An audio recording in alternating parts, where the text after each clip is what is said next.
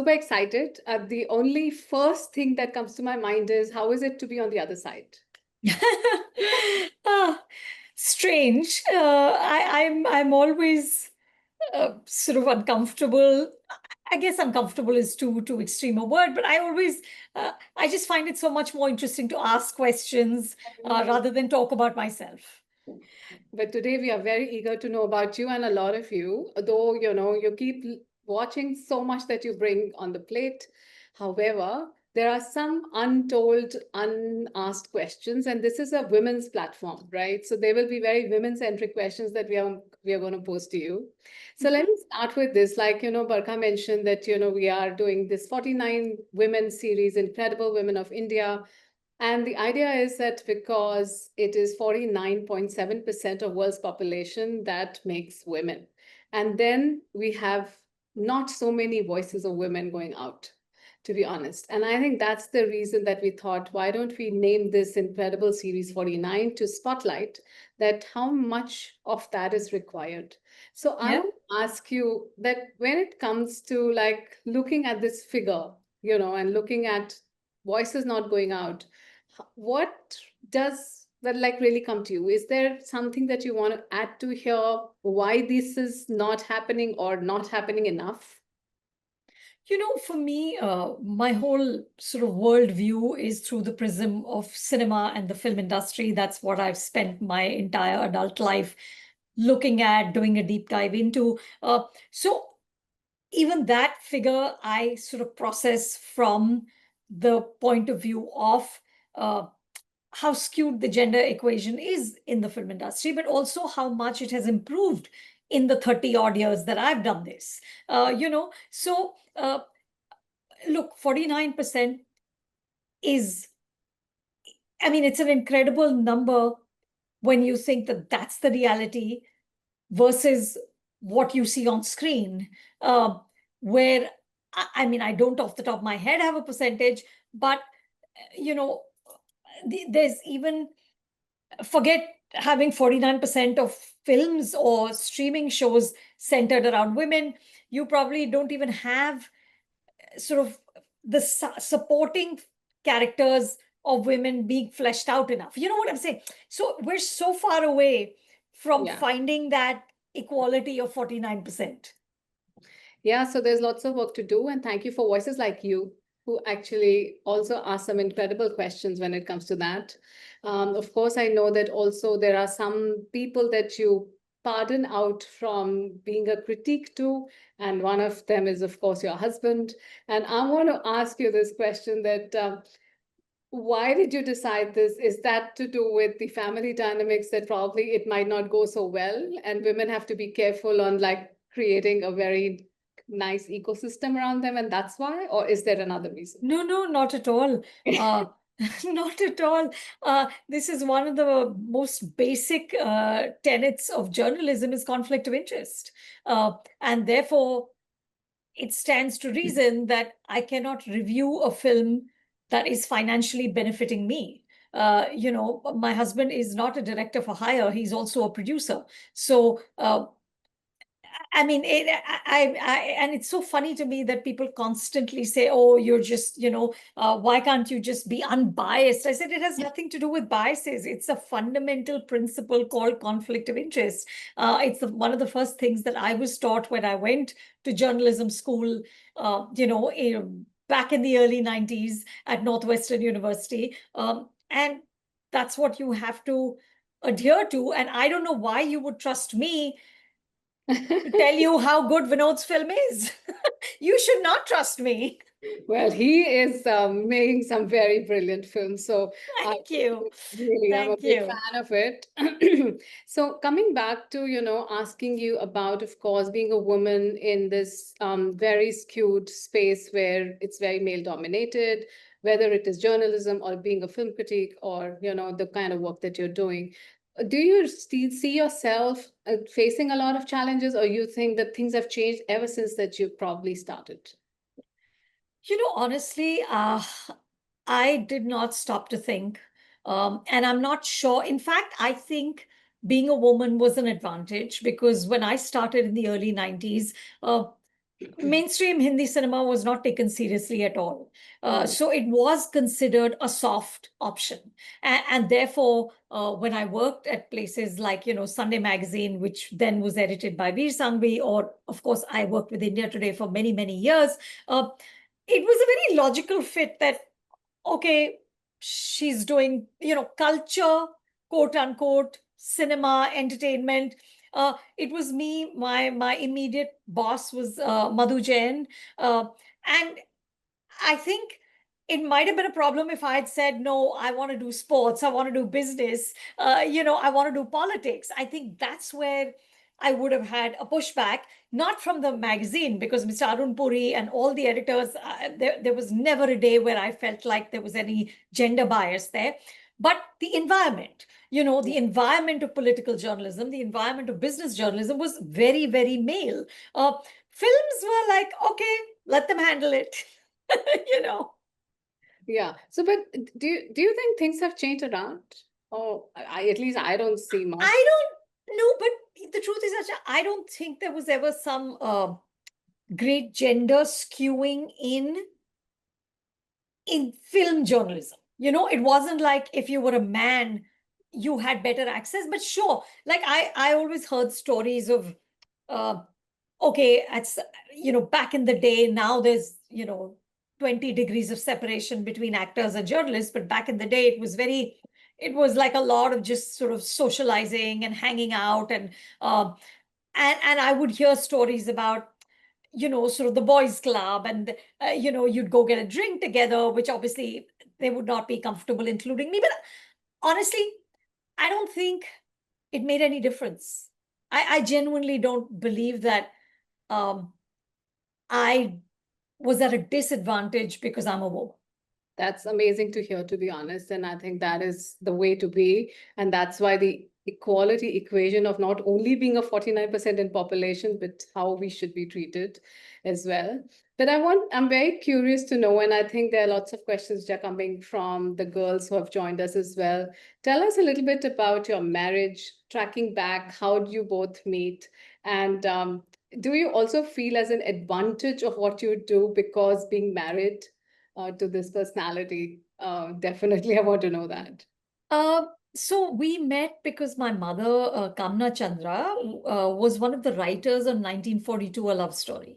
So actually, she first met Vinod, and then though I was the one who told her to meet Vinod because I saw Parinda, which I thought was just fabulous. And I said, this obviously this man is hugely talented, and I was living in America at the time.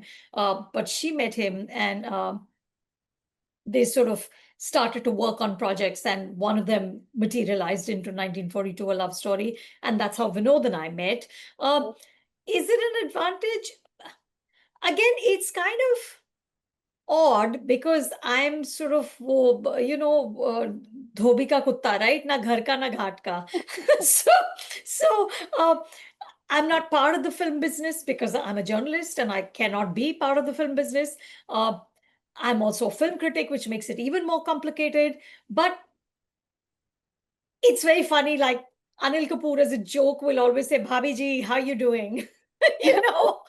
Yeah, that's what. So it's like that middle, that no man's land essentially. And honestly, it's, look, in an ideal world, a film critic should not be married into the mob. In an ideal world, I should be completely sort of removed from any sort of interactions. But the truth is, we don't live in that world. In America, generally speaking, people who do interviews with actors and artists are different from the film critics, so that you don't even have interaction, right? But in our world, that doesn't exist. I mean, from the beginning of my career, I have done both things. So you just have to draw your own lines, and what makes you comfortable and what makes you uncomfortable, and where you think that, okay, there's a bias. Like, for example, with Donkey, right, which is directed by Rajkumar Hirani, but that was a film that Vinod did not produce. And so therefore, I could legitimately review it as opposed to like PK or Three Idiots, which Vinod produced. But I still felt that I've just known Raju and Abhijat Joshi, who wrote the film, all my life, for like 25 years. And therefore, I don't have the separation from them that's required to be able to, give an unbiased view. And so I did not review it. So you have to make your own calls because I'm in such a unique and singular position. That's true, and that's very interesting as well. So I want to know from here that if you ever have to do a review for a film again for people who are very, very close to you, and genuinely the film is not good. So truthfully, Acha, there aren't many people. So we don't have friends in the business, right? We're not people who socialize a lot in any case, but I'm also not comfortable socializing within the industry because that then makes it awkward, right? Because look, the fact is that if you cannot speak your truth Yeah, in a film review, then you shouldn't do it. There's no point. I mean, everybody today has a platform. Everyone today has a voice. What makes you, the more sort of valuable voice if you can't even be honest about how you felt? great. So definitely films are the mirror of society, as we know. So have you seen Indian cinema evolve to actually representing more women voices now? Oh, absolutely. Absolutely. I think streaming has been a game changer. More than theatrical films, because theatrical is still too beholden to the box office, right? And and especially post-pandemic, the general thinking seems to be that people go to the theaters to see big event movies. They're not going to come out for the smaller ones. Though then you have a film like 12 Fail that kind of knocks all those conventional wisdoms out of the park. But I think streaming is where women have really been given the space to flourish, also because so many of the gatekeepers in streaming are women. The narratives are around women. There's so many female writers, there's so many female showrunners. But even cinema, I feel, has evolved tremendously because the number of women behind the camera and in front of the camera has gone up dramatically. And when you have more women on sets, it naturally changes the texture of Absolutely. of the storytelling. It changes the texture of the conversations. Of course, it's still hugely male centric, and so is every film industry in the world. This is not some unique India situation. Every film industry in the world is male centric, like Yeah. every business in the world. Yeah, that is true. So today there are a lot of young girls and women who probably would want to be on the side of media in some way, do like a critique, be a critic or a journalist.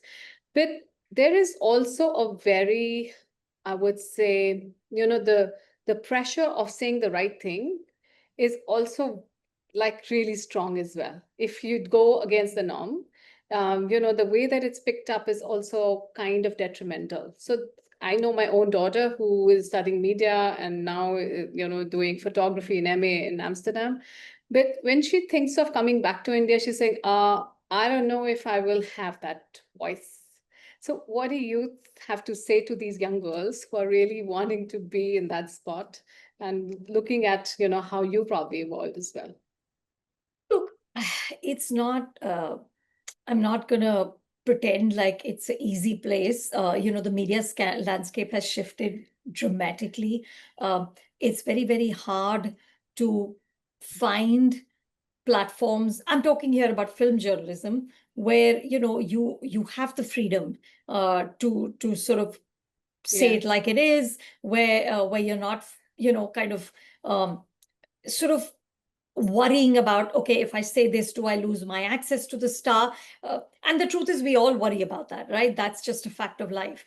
But I think it's a very exciting time. I think Indian entertainment is just flourishing. There are so many stories waiting to be told. There is so much opportunity. I don't think you should be afraid of, what are people going to say? I mean, people are going to say what they're going to say. I know it's more, it comes at you because of social media, and it takes a long time to kind of grow the thick skin that you need to be public and public facing and still not allow those comments to get to you.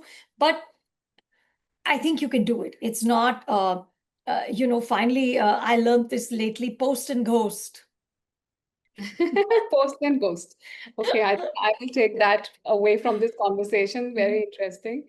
Okay, so I'll take one or two more questions from my side, and then Barkha, please have a look at what people want to ask Anupama as well. So Anupama, you've written a book on Shah Rukh Khan, and of course you picked him up, from everybody else. So I want to know why that bias, and how did you really think of it? The book happened because I actually, before that, wrote a book on Dilwale Dulhaniya Le Jayenge for the British Film Institute. At that time, they used to have these monographs, these very slim books on one film each. So they invited me to write a book on DDLJ. And as I wrote that book, and in fact, that book is being re-released because next month is 30 years of DDLJ. So as I wrote that book, I started to kind of look at how much he was the face of a post-liberalized country and how, that level of superstardom is really a coming together of a persona and a certain pop cultural sensibility and a certain shift in society. And I found all of those things really, really fascinating. But please, let's not kid ourselves. He's also an incredibly articulate and incredibly witty person Yes. who you enjoy spending hours and hours and hours of time with, because you cannot write a book on somebody who's just deathly boring. Of Oh, course. it's too much work and it's too many years of your life. And so he's hugely fun to be with because I think he's so smart. And that plus, of course, his place in pop culture and plus his place in the way his cinema took Indian cinema global sort of cemented to me that this was the story that needed to be told. Also because I wrote that book for an American publisher. So it was essentially telling the story of India through the story of Shah. So, do you have a defining moment with him, which we really want to know about, which stayed with you during the process? Oh my God, too many, too many. I think I was always kind of taken aback by the level of just not even the stardom, but the level of love that people had for him. It was like everybody felt that he was part of their family. And that for me was quite astounding because I've seen, I've interacted with huge stars, but they're sort of on a pedestal. It's a very reverential sort of equation. And with Shah Rukh, especially when I wrote that book, which was, 2005, 2006, it was like he was just the most charismatic member of your family. I think people just felt that he was the brother, the partner, the husband, the whatever. It was just like he's one of us. And it is so, he's still as charming because when he walks up to Oh, completely, completely. take the national award just like 3 days ago, and Yeah. the soft look on President Murmu's face, and the way that he was trying to just be so charming. I mean, it was such a He doesn't have to try. It's part of the DNA. yeah, so true. So good. So, Barkha, do you have a question from the audience? Because I don't want to steal away every moment, and I'll come back with some more then later. Sure. Thank you, Archana. Thank you so much for candidly answering all the questions. Anupama, our chat box is buzzing. I'm going to take a few questions. Srijini is asking, what key skills do you think young journalists should prioritize today, given how fast the media industry is changing? So, Srijini, I would say the key skills are still the same. You need to care about finding the story. I know Google and ChatGPT and all the rest of it can write it for you, but that's never going to make it even if you can get away with it, that's not satisfying for you. So I think that the basics of being a journalist are still the same. You pound the pavement, you do those interviews, and interviews on phones and on Zooms will never have the same impact as a one-on-one, a face-to-face. And I think now what's important is the ability to multitask, right? When I say that, what I mean is that, be a solid journalist, care about the facts, care about the story, care about understanding what you're talking about and unveiling something that the world should know. Also be able to tell it in different ways. So, maybe you write a long form story, maybe you just talk into a camera for an Instagram reel.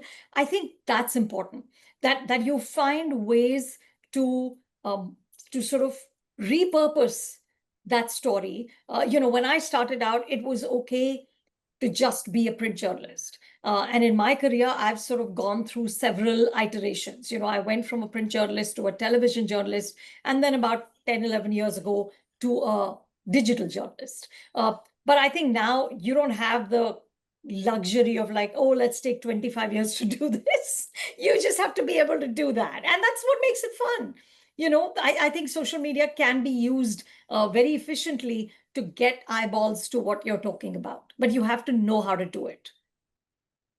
Wow, that was a really nice answer. So may I just ask, which has been your favorite form of journalism? Like you said, you've done print and then digital and then mainstream television. So what's I think there might be a recency bias, but probably digital, because it's so the reach. Of course, look, the clutter is massive. My interviews are now on YouTube, where I'm competing with, I don't even know how many hundreds of millions of videos are uploaded every day. But the reach is so huge that, it's funny. I worked with sort of legacy companies all my life. I worked with India Today, I worked with NDTV, I worked with Star. And yet I feel like I reached many, many sort of foreseen places and places that I did not imagine I would be accessing because of YouTube, because YouTube is everywhere. So I would get stopped, and like people would say, oh, I saw this video on, and it's so amazing. Like I did an interview with Diljit Dosanjh even before sort of he blew up and before Urta Punjab released. And then I had a whole section of sort of people from Punjab recognizing me and saying, "Aapne Diljit ke saath baat ki na?" And that I don't know that would happen with appointment viewing on a legacy media channel. So I just feel like digital is so exciting because it just travels, and you never know. That's also the beauty of the internet. It's so strange. The kind of like a reel I'll make from an interview will go viral, and I'm like, really? It was that interesting? It's just, and there's no way to predict it. That's the beauty of it. That you can't design virality. So you have to come to it with sincerity and passion and, research, and then hope people watch. And sometimes they don't. Oh my God, it's heartbreaking. Like you see that 2,000 views and you're like, holy crap, no one was interested. So with social media, it's always a hit and miss, but Exactly. But that makes it fun. it does. So now that we have another question from Kanchan, she's asking, how has been your work-life balance? What tips would you like to give to a working woman who's juggling work, children, and self-care? Oh man. Okay, I'm going to be honest about this. I have no work-life balance. I spent a long time struggling with how do you do this, and I've raised two children. My kids are now both are out of the house, so it's easy to not have work-life balance and just keep working. It's not healthy, but I love it, so I'm just going to do it. When I was raising the kids, for the first couple of years, I actually sort of I wrote books. I wrote a book about Sholay. Which is 50 years of Sholay this year. So I wrote that book in 2000, a little after my son was born. So I tried to kind of do things which kept me at home longer. And then I kind of went into a part-time situation. So I never worked full-time after that. But, honestly, I think every woman needs to find this balance and this equation and do what works for her, because it's so easy to say, oh, children with working mothers don't get the time, don't get the attention. The first thing I told my kids when they were old enough to understand was, look, if I don't work, I'm not going to be a very good mom, because I'm going to be a little bit of a basket case. So, for me, my work is very, very important. And if I can work, I'm a happier person, and therefore I'm a better mother, right? So I think, and children are very resilient. It's just once you become a mother, the guilt part of your DNA just becomes overactive. But I feel every woman needs to find this balance. And, long time ago, I'd asked Tina Brown, who was then the editor of Vanity Fair, how she found that balance. And she said, you don't. She said, some days you're a good mom, and some days you're a great editor, and some days you're a good daughter, and you don't have to be everything on all days, and it's fine. Yeah. So I think it comes with acceptance. Like you just need to. Absolutely. Absolutely. And they'll be fine. The kids will be fine. Yeah. So Like we'll otherwise, if we are really horrible at home, if we don't get to do what we really like to do. Absolutely. And if you're unhappy, you're not going to make anyone else happy either, So true. So yeah, true. they say fill your cup and then you look at filling. वो airport wala na, the oxygen mask has to be for you first. Yeah. True. Yeah. So we have a question from Purbi. Anupama, the one thing that stands out for me is how you shine through the glory cloud of celebrity you're interviewing. How do you do it? How do I shine? I'm not sure I understand that question. I'm not trying to shine, honestly. I'm trying to just get the artist to talk about things. For me, I think cinema is such an important medium, and it's so impactful, and especially in our country, movies impact everything. I mean, the way we dress, the way we talk, the way we express love to each other, the songs we sing, the songs we dance to at weddings. I mean, every single thing is impacted by the movies. And I'm fascinated by what in these artists created that film that then we all took home and we all say lines from. So honestly, I mean, this is not some false modesty. I'm genuinely not trying to sort of shine. For me, shining would be if I can bring to them a question that perhaps they haven't been asked, and that allows them to reveal some part of their personality. Uh, I'm not so interested in like your personal life. I'm interested in the personal life as it impacts on your art. So I'm hoping that maybe I can ask you a question that sort of allows you to reflect and sort of reveal something about what it takes to create art. That's what I'm trying to do. Yeah. Maybe. So we have like a similar question that has been asked differently. So I'm just gonna pick up one version of it. What is the most challenging thing in your work, and how do you overcome it? So the most challenging thing might be sometimes just boring meetings. I think we all have to sit through a couple of those in a week. No, I'm okay. On a serious note, it's just it's sort of keeping up for me. I want to watch very broadly. I don't want to be a specialist. And I'm very grateful again to streaming, because we're now watching content from everywhere, right? So for me, the challenge is honestly the time, because in India, you have every week there's some 5-7 films releasing, so there's a Gujarati film I want to see, there's a Tamil film I want to see. Obviously, I have to prioritize Hindi because that's what people come to me for. So for me, the challenge is like, how do I just watch more? And my ideal is one film a day, which has never happened. That's quite interesting. So, can we take one more last question if we have the time? Yeah. Okay. Yeah, we should be able to do. There's somebody who's asking about Govinda, somebody who's Yeah. asking. So we do have quite a few interesting questions. Okay. So, Basobi Das is asking, what would be one segment of cinema making that interests you the most, especially since you are quite literally living with a cinema maker at home? So it is directors. I mean, I just love directors. I think I'm fascinated by how you create a whole world, from your mind.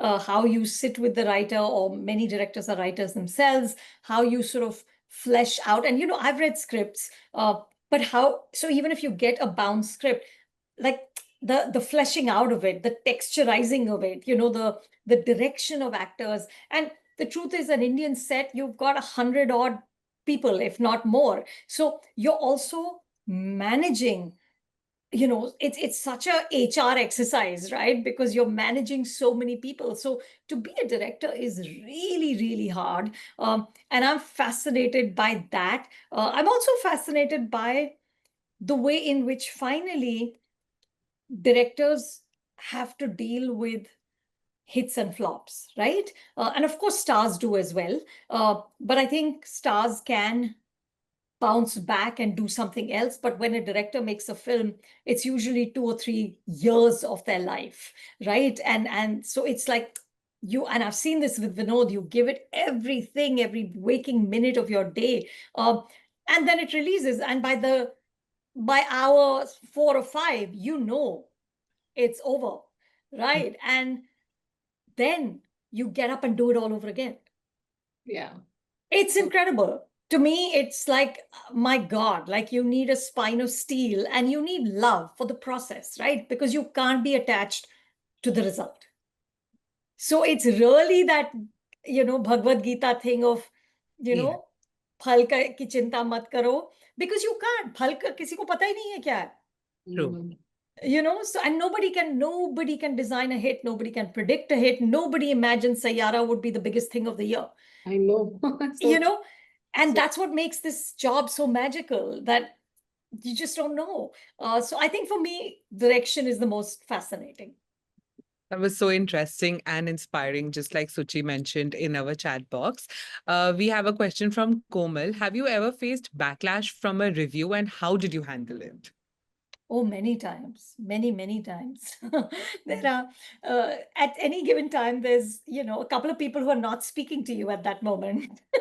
So, but you look, you can't handle it, right?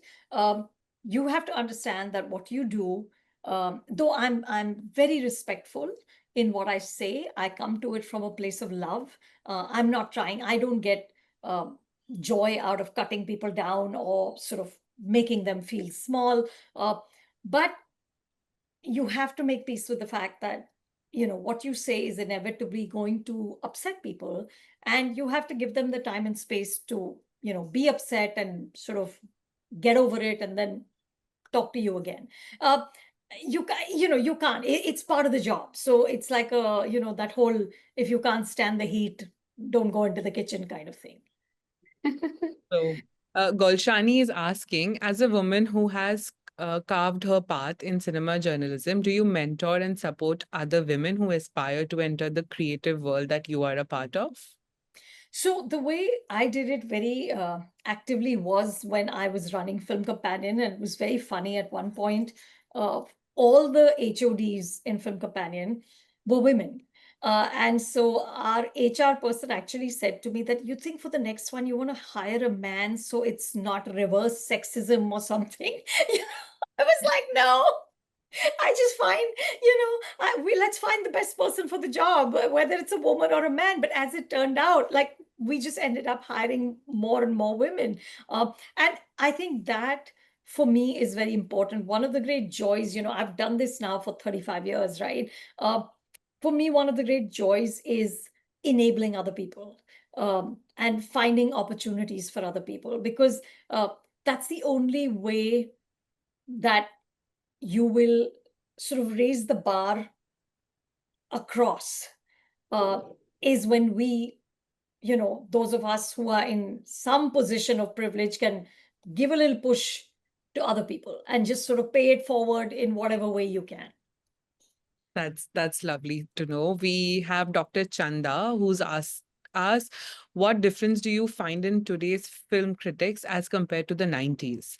And how was your experience of interviewing Kartik Aaryan? Oh, Kartik Aaryan was very fun. He really laughed. I tried to kind of the last time I interviewed him, I tried to nail him down on his relationship status, and he was like, "आप बिल्कुल ही आप हट ही नहीं रही हैं इधर से." But it's changed a lot in the sense that in the 90s, there were very, very few of us who covered mainstream Hindi cinema. Uh, uh, the other industries were like a black hole. We didn't know anything outside of Hindi cinema. We didn't know anything outside of Bollywood. And there was literally like 3.5 magazines.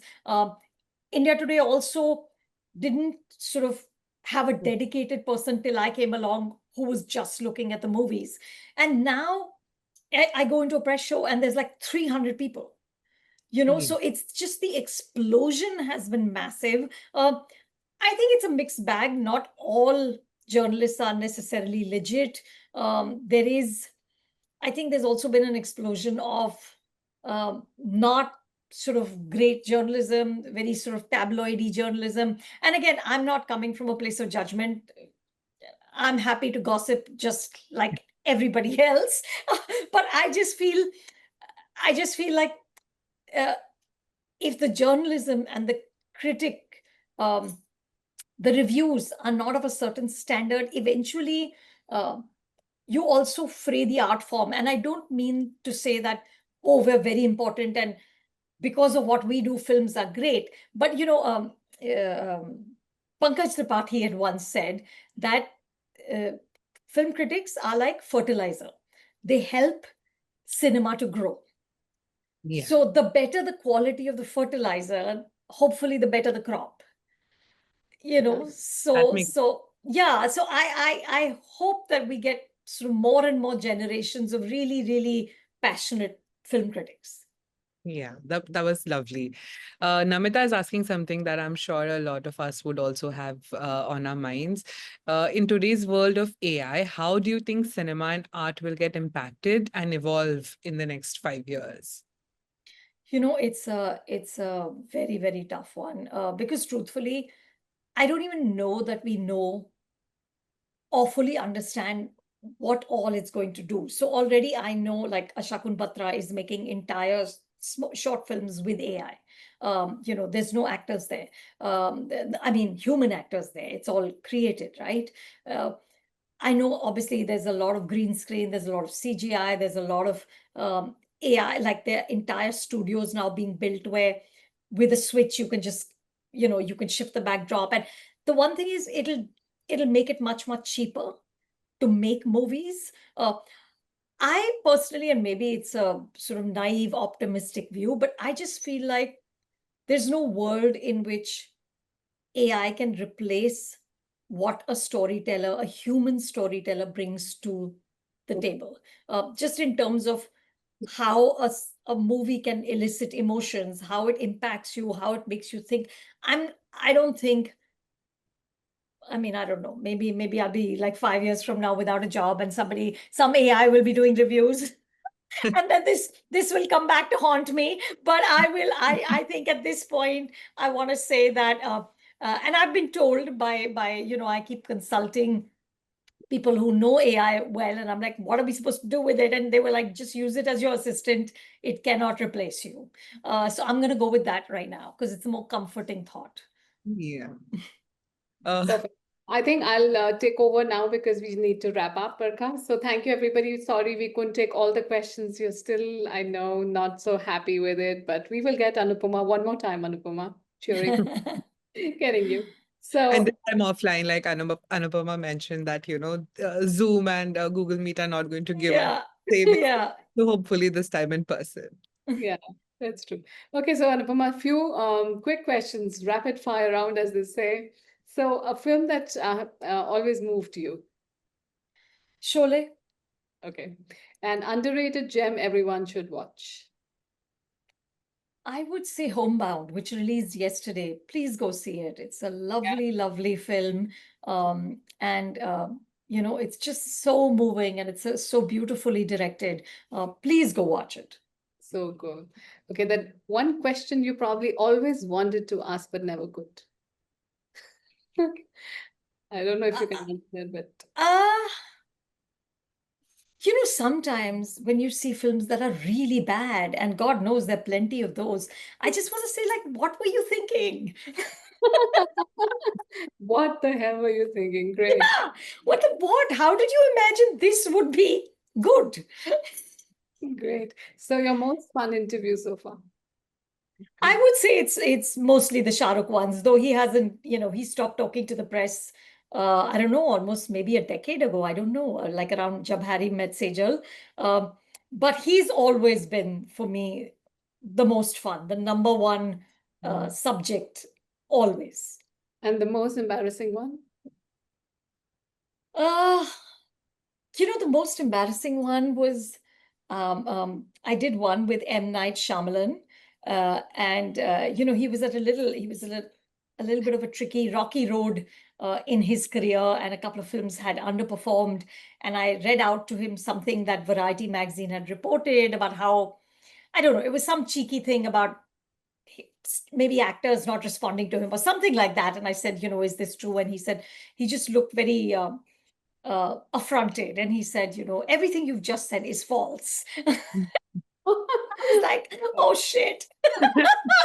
I didn't know what to respond with. Yes. All right. So great. So then one last question. No, there are two questions. One, I really want to know for myself as well. Your relationship with money as a woman. Oh Lord, it's a very tricky one. I wish I could tell you that I'm completely on top of it and I handle my own finances, and I know that's the more empowering answer. But the truth is that and my kids, though now that I'm an employee, I'm actually making money. But before that, when I worked for 10 years at Film Companion, I worked at the Mumbai Film Festival. I made no money.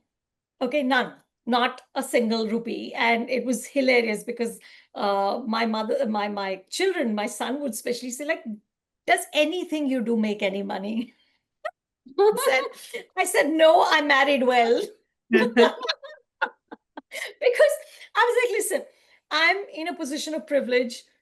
If I can use it to create something that matters and something that has impact, let me do it. Why not? Sure enough. And your last message before you go to the incredible women who joined us today and to the others who couldn't. My message genuinely is don't pay attention to the noise. Just because literally when I started as a film journalist, I fell in love with the movies. I said, I want to do this. And at that time, it was considered really, really sort of, not sort of the best job. Obviously, film journalism, matlab kaun karta hai?